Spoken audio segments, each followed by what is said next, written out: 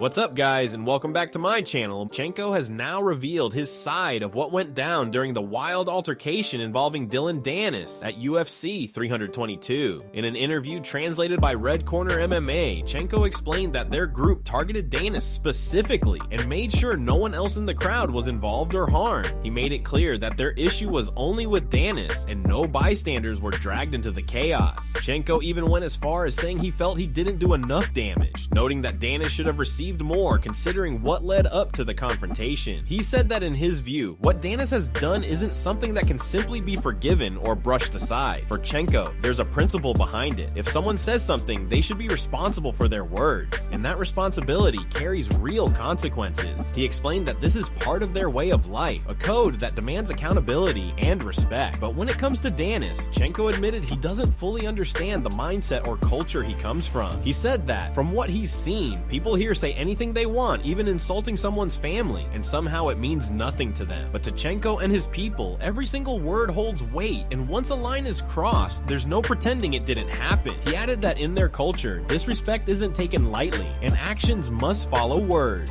That's why he felt that the response Danis received wasn't enough in his eyes. Lomachenko believes that someone like Danis shouldn't be able to talk freely without expecting repercussions. With Dana White already stating that Danis is banned from future UFC events, it seems safe to say we won't be seeing him anywhere near the octagon moving forward, whether inside it or even in the seats. And before we continue, make sure to leave a like on the video and subscribe to help support the channel. Moving on to another news, Paddy Pimblett had nothing but high praise for Islam Makhachev following his dominant performance at UFC 322. In a recent YouTube video, Paddy called Islam the clear pound-for-pound #1 and one of the best to ever compete, saying that his move to welterweight has made the entire division far more exciting. Paddy said, "Pound for pound #1, unbelievable performance. I think he goes down as one of the best ever." He added that Islam mentioning the White House appearance doesn't change the fact that he'll likely defend his belt before that event. The White House visit isn't until July, so Paddy believes there's plenty of time for Islam to get another title defense in beforehand. He also talked about the landscape of contenders waiting for Islam at 170. He brought up Morales, Pats, and noted that Ian Gary could enter the conversation if he beats Bal next week. Paddy mentioned that Shavkat is still right there as well, saying Shavkat has practically been the #1 contender for a year and is overdue for his return. According to Paddy, all these potential matchups make Islam's welterweight run incredibly exciting. He even suggested that welterweight might soon become more entertaining than lightweight, which he pointed out hasn't been topped in excitement for over a decade. Paddy said these are great times for the sport and that fans are in for some incredible matchups over the coming months. He explained that with Islam at welterweight, elite contenders lining up, and the division being shaken up in ways no one expected, the atmosphere around the sport feels more energetic than ever. He wrapped up his thoughts by saying there are some serious fights ahead, some big moments on the way, and all we can do now is wait and see how things unfold. Moving on to another news, Benoit Saint-Denis has doubled down on his intentions after his explosive UFC 322 win, calling out Max Holloway and making it clear that his path is aimed straight at both the lightweight title and the BMF belt. At UFC 322, Saint-Denis once again showed why he's one of the most dangerous finishers in the division. He needed just 16 seconds to take out Darush with a pair of heavy punches that landed clean and ended the fight almost as quickly as it began. With that victory, he extended his winning streak to 3, and given that Darush entered the event ranked #9, while Saint-Denis sat at #13, this win will likely push the French contender into the top 10. Speaking to the media after the fight, Saint-Denis, often referred to as BSD, made it clear that he's chasing big names and big moments. He said he wants someone in the top 5 and that his focus is on both the lightweight belt and the BMF strap. He talked about wanting to make the lightweight division the greatest again, showing his ambition to not only climb the rankings, but also restore the division's reputation for wars and elite competition. He pointed out his 100% finish rate and said that when he fights veterans like the one he just defeated, fans can expect absolute war. He added that fights with contenders like Oliveira or Holloway would bring that same level of intensity. Still, many believe the UFC is more likely to target a matchup between Max Holloway and Charles Oliveira for the BMF title, given their legendary statuses and the hype already building for that potential matchup. Even so, Saint-Denis is unapologetically making his case and refusing to be ignored. After UFC 322, he shared a heartfelt statement reflecting on the date and what it meant meant to him. He spoke about November 11th being a meaningful week, both in the US and back home, and used the moment to pay tribute to those who serve, protect, and fight for something greater than themselves. He expressed eternal respect for them and then thanked his staff, the 12 people who work behind the scenes to make sure he can perform at his best. He also thanked his Paris team for the incredible training partners who helped shape this camp. He closed by thanking his wife, calling her his everyday lioness, and gave a special shout out to all his fans, saying their strength becomes his. Moving on to another news, Ali Abdelaziz has broken his silence on the chaotic Dillon Danis altercation that erupted at UFC 322. If you watched the event, you already know the octagon wasn't the only place where punches were being thrown. Early into the main card, a massive brawl broke out in the crowd, and unsurprisingly, Danis was right in the center of it all. According to multiple reports, the fight involved Danis and members of Team Khabib, including Abu Bakr and Magomed Zukov, along with several others who quickly jumped into the chaos as the situation escalated. After the event, Dana White was asked about the incident, and he didn't hold back. He announced that Danis has officially been banned from all future UFC events, making it clear that the promotion wants no part of this kind of disruption again. But Ali Abdelaziz, who manages a long list of fighters connected to Team Khabib, was clearly fired up about the whole thing. The Boshing Bosch account posted on X, saying Danis got jumped by 10 guys and still didn't go down, even managing to take one of them down. Ali instantly fired back, writing, "Shut up, you are 0-2 in MSG. Everybody beat you because you're a clown. Welcome to New York." He didn't stop there. Ali released a full statement addressing the incident, calling it an unfortunate situation, but also pointing out the reality of today's internet culture. He said that people think they can say or do anything online, bully others, and walk away without facing consequences. But in his view, actions always have a price. He noted that this is the same reason so many kids get bullied around the world, because no one holds the bullies accountable. He emphasized that Team Khabib is made up of some of the most respectful and honorable people you will ever meet, but warned that if someone crosses the line with them, they should expect consequences. He ended the message by saying, "God bless you, have a nice day." Ali then followed up with another post, making his stance even more clear. He wrote that, moving forward, any journalist who gives Danis a platform is disrespecting the sport by feeding into fake hype and cheap clickbait. He said the only people who will interview Danis now are losers who can't find anyone else to interview, which many fans interpreted as a direct shot at Ariel Helwani, who has repeatedly interviewed Danis over the years. Ali's comments made it clear that he's done entertaining the drama and believes the MMA world should stop giving Danis attention altogether. Moving on to another news, Daniel Cormier has expressed how impressed he was with Bo Nickal after the middleweight prospect delivered an outstanding performance at UFC 322. Going into the event, Nickal needed a statement win to silence critics, especially after his stoppage loss to Otter back in May. The UFC matched him with another elite grappler in Rodolfo Vieira, but instead of relying solely on his wrestling, Nickal showed once again that he is rapidly evolving into a complete fighter. In round 3, he landed a perfectly timed head kick that flatlined Vieira for a moment, proving he's far more than just a decorated wrestler. Following the event, Cormier wasted no time praising Nickal's performance. He said Bo delivered one of the nastiest head kick knockouts he had ever seen, and that this was exactly the kind of bounce back moment Nickal needed after suffering the first loss of his career. Cormier added that many fans were ready to write him off, but he proved that not only should no one dismiss him, he is still improving at a rapid pace. According to Cormier, the way Nickal set up that head kick showed real growth in his striking, and he credited American Top Team for the high-level work they are doing with him. He also mentioned that Nickal still looks like one of the few American-born fighters who could potentially become a world champion in the near future. If you watch the fight, you likely noticed Nickal flipping off the crowd, not once, but twice after securing the knockout. Unsurprisingly, the media asked him about it afterward. Nickal made it clear he was simply standing up for himself after months of criticism. He said it wasn't personal, but he wanted people to know how he felt about the disrespect he'd been receiving. Nickal also reflected on what this victory meant for him. He explained that his previous fight forced him to change his mindset from just controlling opponents to actively doing damage. While he still values control, he now understands how important it is to transition into meaningful offense. He admitted that hurting people is not something he enjoys, calling it his least favorite part of fighting, but he recognizes it as an unavoidable aspect of the sport. Now fans are eager to see what comes next for him as he continues to rise through the middleweight division, especially after facing 3 high-level submission specialists in a row. Moving on to another news, Javier Mendez has now given his reaction to the Dillon Danis altercation at UFC 322, and he didn't hold back. Javier made it clear that when someone provokes another person's religion, mocks it, and spreads disrespect, the outcome shouldn't be surprising. He said that Danis brought the situation on himself with the choices he made leading up to the incident. Javier explained that he heard Dana's comments about how Danis was sitting in the fighter section, right where Team Khabib and Hatim were seated. To him, that alone showed Danis was looking for trouble. He said that Danis wasn't just sitting there quietly, he was provoking the team in a way that crossed every line of respect. Javier mentioned the videos Danis had been showing, including images portraying Ali and Islam in a mocking, relationship-type embrace, along with similar disrespectful clips involving Air and Islam. According to Javier, Danis wasn't just trolling, he was intentionally targeting deeply personal subjects, including faith. He said that when someone behaves like that, sits among the people they're mocking, and keeps escalating with huge disrespect, they shouldn't expect anything other than a reaction. Javier compared the situation to when Logan Paul's girlfriend sued Danis for the things he said about her, noting that she was right to defend herself because he was painting her as something she wasn't. Javier said that at some point, people have to stop tolerating that kind of behavior. He emphasized that Danis has a pattern of crossing boundaries just to get attention, and this time, he took it further by picking on people's religion. Javier said that's where the line is drawn. He made it clear that mocking someone's faith is unacceptable, and when you do that, especially in front of the people you disrespected, you're going to face consequences. In Javier's eyes, Danis wasn't an innocent victim in any way. He pushed too far, and he got exactly what he provoked. Moving on to another news, Islam Makhachev has finally spoken about who he wants to face in his next UFC fight. Right after UFC 322, while talking with Laura Senko and Paul Felder, Islam explained why Kamaru Usman is the matchup he's aiming for. He acknowledged that Morales and Prates both looked great earlier in the night, but he still believes Kamaru is the toughest and most dangerous option. Islam said Kamaru has the experience, the size, and the championship pedigree that makes him one of the best welterweights in the game, even with younger contenders rising through the ranks. Islam made it clear that if he were given the choice, he would pick Kamaru without hesitation. He respects the new generation of hungry fighters, but in his eyes, Kamaru remains the biggest challenge and the fight that would mean the most for his legacy. Still, he emphasized that matchmaking isn't his job, and he'll be ready for whoever the UFC puts in front of him. From a legacy standpoint, Islam's reasoning makes perfect sense. Usman is one of the greatest welterweights of all time, and beating him would be a monumental addition to Islam's career. Whether the UFC decides to take this direction remains to be seen, but Islam has made his preference loud and clear. Moving on to another news, JDM's team has finally broken their silence following his tough loss to Islam Makhachev at UFC 322. His coach, Ben Vickers, took to Instagram and shared an emotional message saying he was more proud of JDM and the entire team than ever before. He admitted they didn't get the marbles this time, but they dared to dream, took their shot, and came up short. He wrote that the loss hurts, and it hurts like hell, but they aren't defined by the sport. It's just something they love to do, and the support they've received over the years means the world to them. He added that he loves JDM, he loves the team, and he loves their scrappy MMA community. He promised everyone that this is only the beginning and not the end, saying he'll see everyone back on the mats when he returns to P-Town. As for JDM himself, he has stayed completely silent on social media since the fight. He hasn't reacted publicly, posted anything, or spoken about the loss. The only thing fans noticed was a brief Instagram story with no real message behind it, leaving many wondering how he's processing the setback. Speaking of JDM, Kamaru Usman weighed in on the reactions JDM was making in between rounds during the fight. Usman pointed out a specific moment where JDM's face said everything. He described it as a look of pure frustration, a look that said, "I'm trying to fight, but this dude won't let me." Usman explained that when a fighter begins to make that face, it's usually the moment frustration starts to take over. He froze a frame from the fight, showing JDM's expression as clear as day, emphasizing how he was trying to engage, trying to create openings, but Islam's smothering style was shutting down every attempt. Usman said that when a fighter feels like they can't get started, the frustration builds quickly. That's when doubt begins creeping in, and the mental side of the fight becomes even tougher than the physical one. He noted that JDM was doing everything he could to stay composed, but Islam's pressure was simply too much to overcome that night. For now, JDM is keeping quiet. His team is staying strong around him, and fans are left waiting to see what comes next for him inside the octagon. Moving on to another news, the MMA community is not happy with Demetrius Johnson after his recent comments about Islam's future following UFC 322. During a discussion discussion, Johnson explained that he believes Islam should take